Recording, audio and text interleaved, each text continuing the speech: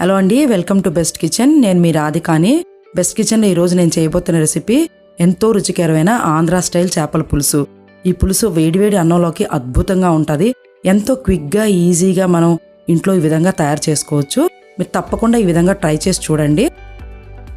నా ఛానల్ తప్పకుండా సబ్స్క్రైబ్ చేయండి. మీకు ఈ రెసిపీ నచ్చినట్టయితే మీ ఫ్రెండ్స్కి, రిలేటివ్స్కి అందరికీ షేర్ చేయండి. దీని తయారీ విధానం, కావాల్సిన పదార్థాలు ఇప్పుడు చూద్దాం.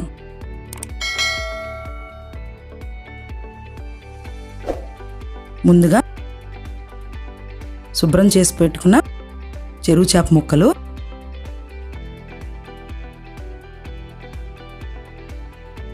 ఈ చేప ముక్కల్ని ఈ విధంగా చక్కగా శుభ్రం చేసుకొని పెట్టుకోవాలి. ఇప్పుడు ఇందులో కావాల్సిన పదార్థాలు: 4 మీడియం సైజు ఉల్లిపాయలు ఈ విధంగా చిన్న చిన్న ముక్కలుగా తరుక్కోవాలి. పచ్చాగా దంచుకున్న అల్లం, కరివేపాకు, పులుపుకి సరిపడినంత చింతపండు, పచ్చాగా దంచుకున్న వెల్లుల్లి, కొత్తిమీర, పచ్చిమిరపకాయలు. ఇప్పుడు ముందుగా ఒక చిన్న మిక్సీ జార్ తీసుకొని అందులో 1 స్పూన్ ధనియాలు, 1.5 స్పూను జీలకర్ర, కాసింది మిరియాలు, దంచిపెట్టుకున్న ఈ అల్లం, వెల్లుల్లి, కాస్తంత ఉల్లిపాయ ముక్కలు, ఈ విధంగా ఇవన్నీ వేసుకొని ఇప్పుడు దీన్ని మెత్తని పేస్ట్ లాగా నీరు వేసుకోకుండా రుబ్బుకోవాలి.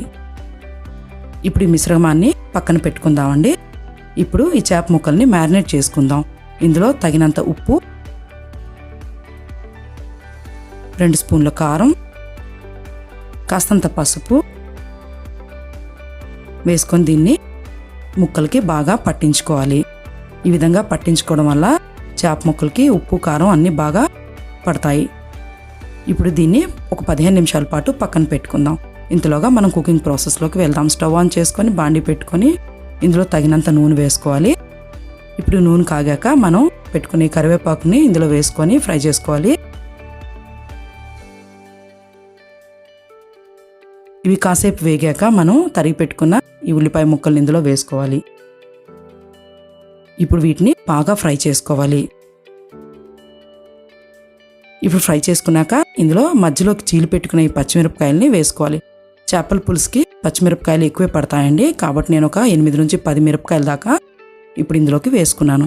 ఇప్పుడు బాగా వేగింది, రంగు కూడా మారింది.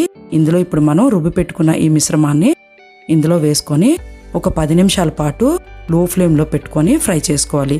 ఎట్టి పరిస్థితిలో ఫ్లేమ్ ఎక్కువ పెట్టకండి. ఫ్లేమ్ ఎక్కువ పెట్టుకోవడం వల్ల ఇది మాడిపోతుంది. ఇప్పుడు ఇది వేగిందండి, ఆయిల్ అంతా బయటకు వచ్చింది. ఇప్పుడు మనం ఇందులో చింతపండు రసాన్ని మనం వేసుకోవాలి. చేపల పులుసుకి పులుపు కూడా ఎక్కువ పడుతుంది కాబట్టి నేను కాస్త ఎక్కువే తీసుకున్నాను ఈ రసాన్ని. మీడియం ఫ్లేమ్లో పెట్టుకొని దీన్ని ఈ విధంగా ఒకసారి కలబెట్టుకోండి.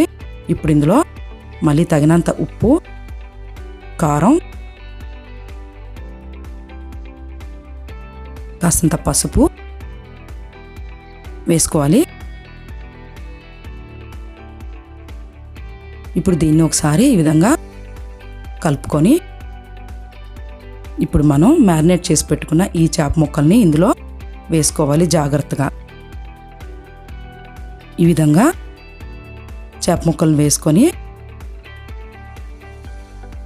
మనం మూత పెట్టుకొని ఒక 1/2 గంట సేపు దాకా మీడియం ఫ్లేమ్లో దీన్ని ఉడికించుకోవాలి.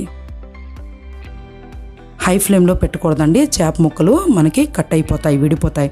సో మీడియం ఫ్లేమ్లో దీన్ని నేను ఇప్పుడు ఒక 10 నిమిషాల నుంచి 1/2 గంట దాకా ఈ విధంగా మరిగించుకున్నాను. ఇప్పుడు ఇది రెడీ అయిందండి. ఇప్పుడు మనం ఇందులో కొత్తిమీర వేసుకొని ఈ విధంగా కలుపుకోవాలి. గరిటె పెట్టడం వల్ల ముక్కలు ఇరిగిపోతాయి కాబట్టి ఈ విధంగా మనం కలుపుకోవాలి. అంతేనండి, మరొక 5 నిమిషాల పాటు ఉంచుకుంటే సరిపోతుంది. ఈ స్టేజ్లో ఒక్కసారి ఉప్పు, కారం, పులుపు అంతా మళ్ళీ చెక్ చేసుకోండి. కారం తినే వరకు మరి కొంచెం కారం, పులుపు ఏదైనా కలుపుకోవచ్చు. అంతేనండి, చేప ముక్కలు చక్కగా ఉడికాయి. కూర పర్ఫెక్ట్గా ఉడికిందండి. ఇది ఇప్పుడు మనం వేడివేడి అన్నంలోకి తింటే చాలా అద్భుతంగా ఉంటుంది. మరోసారి ఈ విధంగా కలిపెట్టుకొని మనం సర్వింగ్ ప్లేట్లోకి తీసుకోవచ్చు. అంతేనండి, ఎంతో రుచికరమైన ఆంధ్ర స్టైల్ చేపల పులుసు రెడీ అయ్యింది. మనం ఎంతో క్విక్గా, ఈజీగా, సింపుల్గా ఒక 1/2 గంటలో రెడీ చేసుకున్నాను. ఇప్పుడు ఈ చేప ముక్కల్ని ఈ విధంగా సర్వ్ చేసుకోవచ్చు. చూడండి, చూడడానికి ఎంత బాగుందో. పులుసు చాలా చాలా టేస్టీగా ఉంటుంది. నేను చెప్పినట్టు ఇది వేడివేడి అన్నంలోకి వేడివేడిగా తింటే చాలా చాలా బాగుంటుంది. మీరు ఈ రెసిపీ తప్పకుండా ట్రై చేసి చూడండి, మీకు నచ్చుతుంది. మీకు నచ్చినట్టయితే తప్పకుండా మీ ఫ్రెండ్స్కి అందరికీ షేర్ చేయండి. మరిన్ని వెరైటీ రెసిపీస్ కోసం వాచ్ చేయండి నా ఛానల్ని. Thank you for watching.